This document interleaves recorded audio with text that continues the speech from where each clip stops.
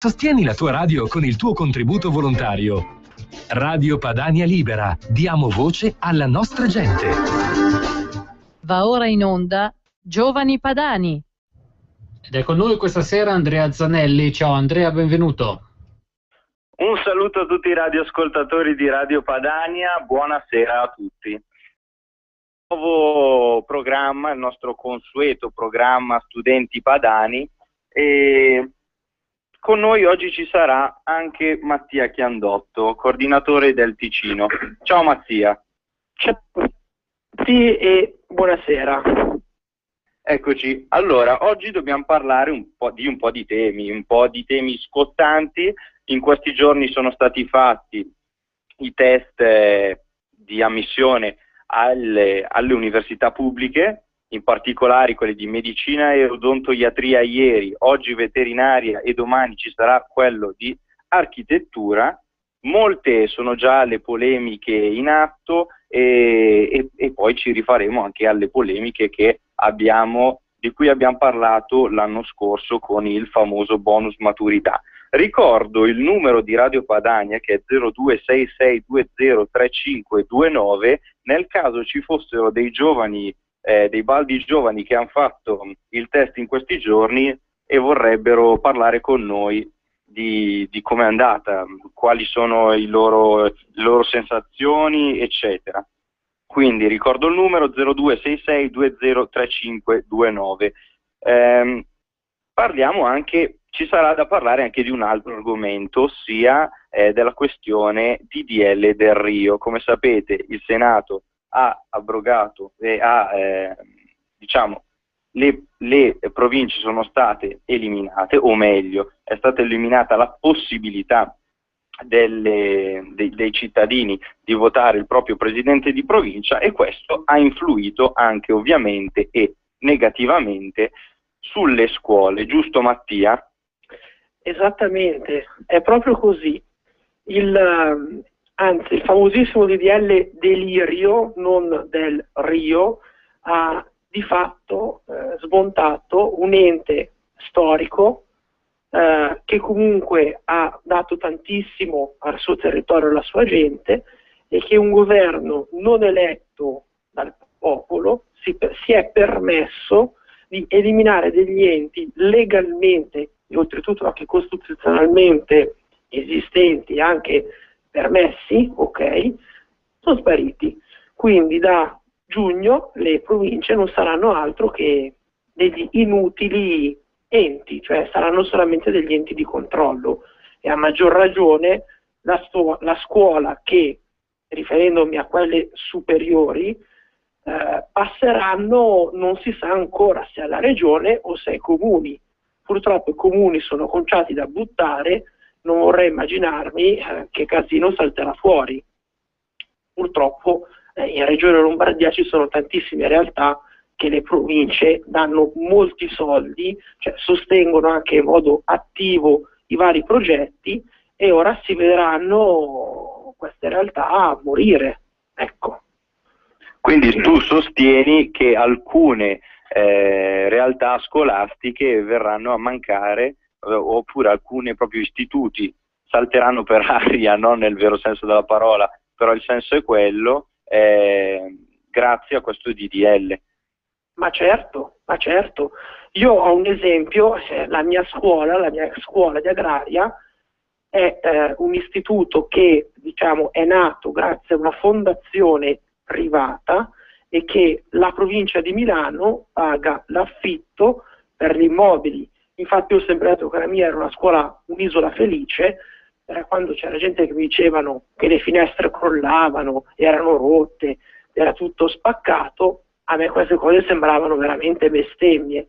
E il problema è che adesso, venendo a mancare, come la mia scuola ce ne sono tantissime altre, queste isole felici, questi istituti che comunque sono di fiore all'occhiello, non saranno altro che dei parchi buoi, cioè i ragazzi andranno lì, studieranno un po' come la canzone dei Pink Floyd, Another Brick in the Wall, ecco. Un'immagine molto brutale che però si realizzerà da giugno, o meglio, dall'anno scolastico successivo, qualora non si trovassero i fondi e gli enti che prenderanno in affidamento tutte le scuole, ma a maggior ragione queste particolarità, ecco. Certo, ovviamente è come se si stesse centralizzando sempre di più. Qui dicono togliamo lo stipendio a 3.000 persone, a 3.000 politici, si verrebbero a risparmiare un po' di milioni. Poi si va a contare quanto sarà il risparmio effettivo per persona, per abitante, cioè si dice, per ipotesi, che si risparmieranno 120 milioni. In Italia ci sono 60 milioni di persone.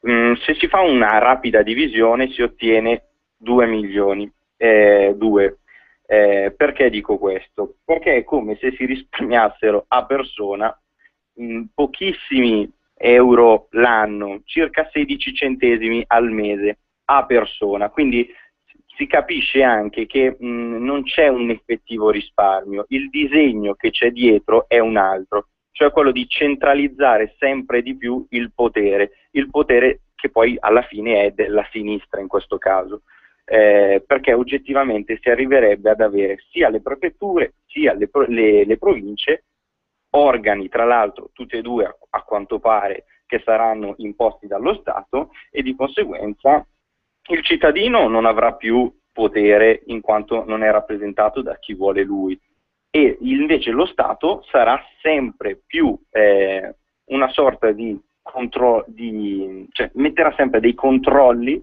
per centralizzare al massimo. Infatti, proprio per questo motivo, vorrei ricordare a tutti i radioascoltatori e chi non l'ha ancora fatto di andare a firmare per l'abrogazione anche delle prefetture. Infatti, per la raccolta che sta proseguendo, e tra l'altro sta andando anche molto bene per quanto riguarda i nostri referendum, ce n'è uno a cui tengo particolarmente, che è l'abrogazione delle prefetture. In breve, il quesito chiede di abolire queste istituzioni di origine napoleonica che non hanno più motivo di esistere, no? Napoleone infatti ai tempi aveva posto delle prefetture ai margini, cioè nelle periferie, per controllare meglio il popolo, che è la stessa cosa che vogliono fare con noi. Mantenerle, tra l'altro, è un vero spreco, perché costa ai contribuenti 500 milioni di euro all'anno, e contando che l'80% è per pagare stipendi e spese di gestione e rappresentanza di persone che tendenzialmente sono lì a non far nulla. E poi ovviamente le prefetture, se venissero abolite, diciamo che sarebbe anche un pro per quella che è la nostra ideologia, no? L'ideologia della Lega, cioè eviteremo questa centralizzazione, invece attribuiremo alle questure, agli enti locali, invece un po' di potere in più. Cosa ne pensi, Mattia? Allora, io penso che questo quesito sia fondamentale, soprattutto per la posizione della Lega Nord. Faccio un esempio solo. L'Italia, nella forma di governo e anche di Stato, fanno passare attraverso i media che le prefetture siano la Madonna venuta dal cielo. Metti conto che settimana scorsa alla raccolta firme del mio paese è arrivata una signora sulla 60 di anni e mi fa: no, io mi firmo tutti i referendum tranne quello per le prefetture. Va bene signora, non c'è nessun problema, ma lei in 70 anni è mai andata in prefettura? No, in questura sì. Signora, in questura anche io ci sono andato, ma in prefettura, cioè lei è mai andato negli uffici del palazzo del governo? Mi fa: no, in effetti non sono mai andata, quindi teghe ragione, c'ha il firmo. Cioè, veramente questa è un'immagine paradossale. Vendono la merda come se fosse il profumo Chanel numero 5, quando realmente poi l'odore si sente. E quindi, cioè, questa deve essere veramente una battaglia che non deve essere presa sotto gamba. Mi sta sparendo anche la voce.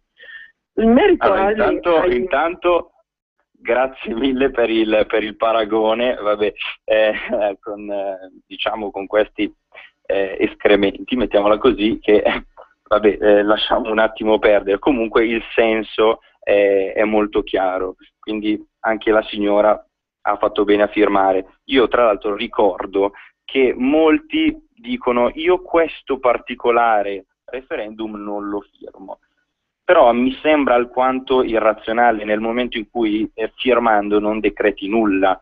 L'importante è indire il referendum, che è anche una scelta ottima e di democrazia, quindi anche a chiunque ci stia ascoltando di destra, di sinistra, leghisti e non, chiedo di firmare, ma non per quello che dice il referendum, perché poi quello saranno i cittadini a sceglierlo, ma più che altro per indirlo, cioè fare un'ottima dimostrazione di democrazia, dato che molti parlano di democrazia partecipata e di partecipato non vedo nulla, quindi anche i cittadini, non so, di Castano I, i cittadini di Montello in provincia di Bergamo, firmino nei propri comuni, perché è importante.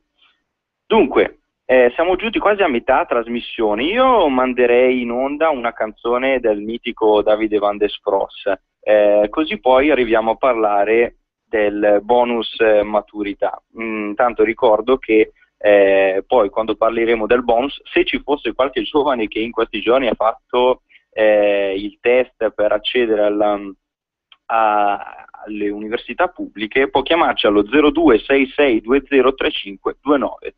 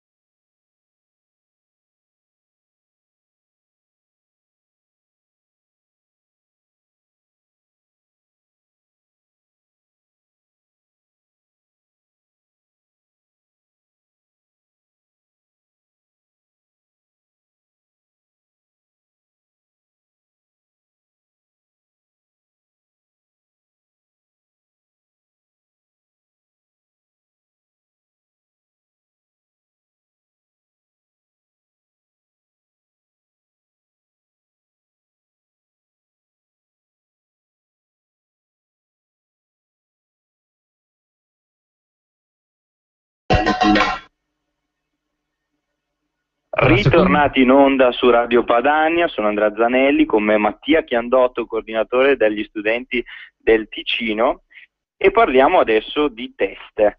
Molti sono stati i ragazzi che hanno partecipato ai test di ammissione, pensate circa 64.500 per circa 6.000 posti per medicina e odontoiatria, che è stato fatto ieri. Poi oggi c'è stato il test di veterinaria e domani ci sarà il test di architettura. Mattia, ti chiedo subito cosa ne pensi del test a numero chiuso?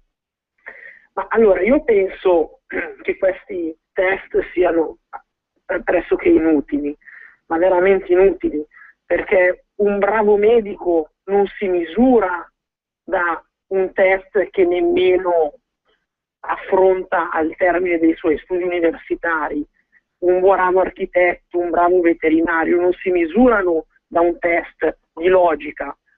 Purtroppo ci sono ragazzi che magari all'inizio non hanno imbranato, oltretutto sono in un periodo difficile già di per sé, perché comunque la maturità impegna, molti non hanno risultati eccellenti, vengono, come dire, azzoppati. Poi vabbè, parla uno che ha fatto i test e poi vabbè si è rifiutato e non ha fatto l'università. Ho provato a fare i test di veterinaria e anche di scienze agrarie, veramente ci sono di quelle domande che mi chiedo, ok ragazzi, sono a fare un test di un'università scientifica o un esame psicologico che racconta la mia vita? Cioè, secondo me questo è veramente un paradosso. Poi il problema del dopo, ma alla fine, cioè, uno che si laurea in medicina non è che deve essere necessariamente medico, necessariamente inserito in un ospedale. Certo, se uno è bravo, se uno comunque è convinto di fare il medico una volta laureato, avrà successo. Però comunque bloccare già così all'inizio un sogno o un punto per cui ripartire, io lo trovo veramente una cosa molto svantaggiosa, ecco. E poi non capisco perché alcuni abbiano il numero chiuso e altri abbiano il numero aperto. Allora a questo punto fai il numero chiuso per tutti, perché tanto il lavoro non ce n'è, quindi che si laureino 20 agronomi, 30 ingegneri, 20 medici, che tanto oramai la società non ha da inserirli. Ma è una cosa giusta questa. Allora che si inserisca anche per le superiori, cioè torniamo ai tempi della Cina, in cui ti insegnano solamente a ricamare e fare un vestito e con un pugnetto di riso da 50 centesimi la gente vive. Allora veramente torniamo ai tempi del Medioevo. Io comunque sono veramente schifato di questa cosa. A maggior ragione da sì, sono pienamente d'accordo, infatti io non capisco cosa si ostinino a fare, a continuare a tenere questi test a numero chiuso. Tra l'altro non a numero chiuso, io metterei che a numero ultra limitato, perché un numero chiuso a mio avviso serve, nel senso che troppe persone poi magari diventa anche proprio difficile gestirle e quindi una sorta di limite ci può anche stare. Però considerando la questione attuale è molto difficile dover determinare un numero, anche perché mi dicono sostanzialmente che non ci sono più i medici, nel senso che tra qualche anno dovremo importare i medici specializzati dall'India. Questo è assolutamente assurdo nel momento in cui ci sono tantissime persone, tantissimi ragazzi, anche molte eccellenze dal mio punto di vista, che non possono accedere all'università perché magari non passano il test, o magari succedono delle cose strane come l'anno scorso il bonus maturità, che per fortuna non è stato applicato ma è ancora lì nell'angolino e tra poco salterà fuori, che magari impediscono a eccellenze di entrare a fare parte dell'università e invece magari portano avanti altre tipologie di studenti, magari privilegiati da qualche altra cosa, non diciamo com'è, per esempio al sud Italia, ma questa cosa non l'ho detta, e quindi si evita che certe persone invece possano entrare. Questa cosa è abbastanza deprimente. Già ci sono le prime proteste comunque dei ragazzi, molti, per esempio in Campania 7.800 persone si sono messe a fare un flash mob davanti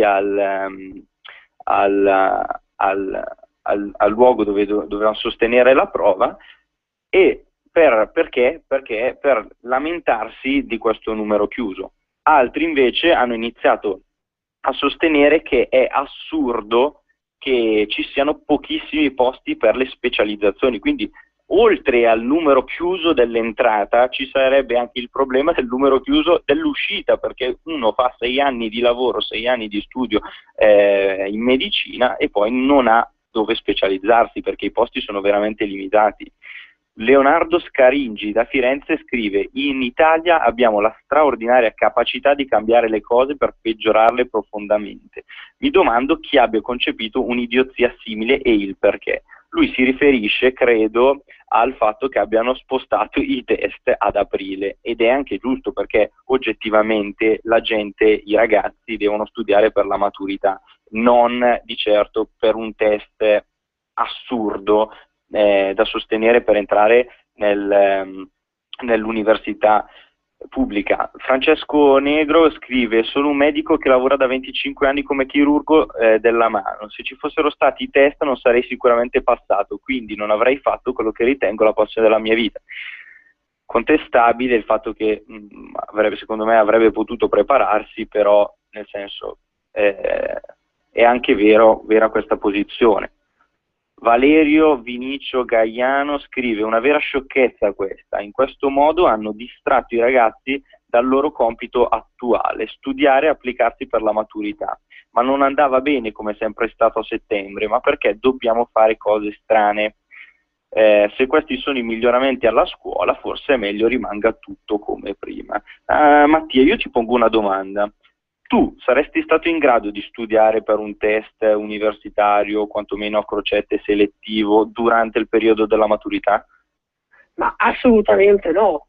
Cioè, io ho fatto un preesame alla Bicocca in scienze ambientali ad aprile, sì, forse anche a fine aprile, ma era veramente una cosa fuori dal normale.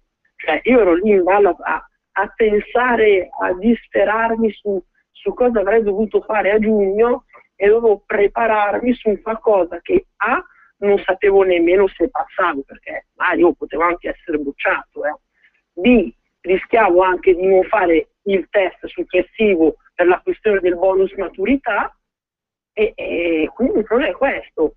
Quindi è un po' un cane che si morde la coda, cioè ti limitano, lo Stato italiano limita la propria gente. Vuoi studiare? Sei limitato. Vuoi aprire un'attività commerciale? Devi lavorare fino a luglio per pagare le tasse. Vuoi fare un qualcosa? Sei limitato. Ti vuoi candidare per il tuo comune, vuoi fare qualunque cosa? Sei limitato perché qualcuno dall'alto non vuole. L'Italia è uno Stato che ti limita dal 1945 a oggi. Questo tra l'altro, oltre il danno la beffa, nel senso che è di qualche settimana fa un articolo molto sconcertante che recita: 10.000 euro e un anno a Tirana bastano per diventare medico in Italia. Ovviamente di questo si può parlare molto, però qual è il punto focale? Il punto focale secondo me è che un ragazzo che non entra in medicina in Italia va a Tirana, che è sostanzialmente, non ho capito bene, devo informarmi, però è accomunato all'Università di Tor Vergata, paga una bella somma e sostanzialmente l'anno dopo può entrare nell'università italiana. Cioè, secondo me questo è a livello anche sociale un problema. Perché? Perché significa che i posti sono limitati, però per queste eccezioni si possono trovare qualche posto in più, sembrerebbe così. Il problema qual è? È che per questi posti in più c'è gente che studia all'estero, non si sa con che qualità, non si sa con che cultura, anche perché oggettivamente nel momento in cui io studio in Italia assumo anche quella che è una base di cultura italiana. Se studio in Spagna assumo quella che è una forma mentis, una spagnola. Se uno studia a Tirana l'assume comunque straniera nei confronti di un paese italiano dove vuole entrare poi l'anno dopo a sostenere gli esami e poi laurearsi. Quindi è come se si perdesse di qualità per il nulla. Basterebbe aumentare i posti disponibili e la gente non dovrebbe ricorrere a questi stratagemmi assurdi, no? Vero, vero, assolutamente vero. E poi Andrea, facciamo una cosa, dai, visto che costa così poco comprarsi la laurea Piranha, io quasi quasi vado là, cambio il cognome in Piandottovic e faccio dottore in medicina. Cosa ne pensi? Spero di no per te, nel senso che non so come andrebbe poi la situazione. Ecco, cioè io credo che uno studio approfondito nel proprio paese di origine, a Milano piuttosto che a Brescia, a Pavia anche, eccellenza in campo medico, dica molto di più che neanche un anno pseudo fatto in medicina a Tirana per poi tornare a Tor Vergata pagando pure 10.000 euro. Non troverei sensata la cosa. Comunque sia, se la gente è costretta a fare questi stratagemmi è perché lo Stato stesso, come hai detto tu prima, disincentiva lo studio, disincentiva la voglia di fare e tutte queste cose. Noi siamo in chiusura, ricordo a tutti di andare a firmare per i referendum, di seguirci sulla nostra pagina Facebook MSP Lombardia Studenti Padani. Saluto Mattia Chiandotto che ci ha tenuto compagnia in questa mezz'oretta. Ciao Mattia. Mattia, ci senti? Sì, mi sento. Perfetto, e un saluto a tutti i radioascoltatori, ci vediamo tra 2 settimane. Avete ascoltato Giovani Padani?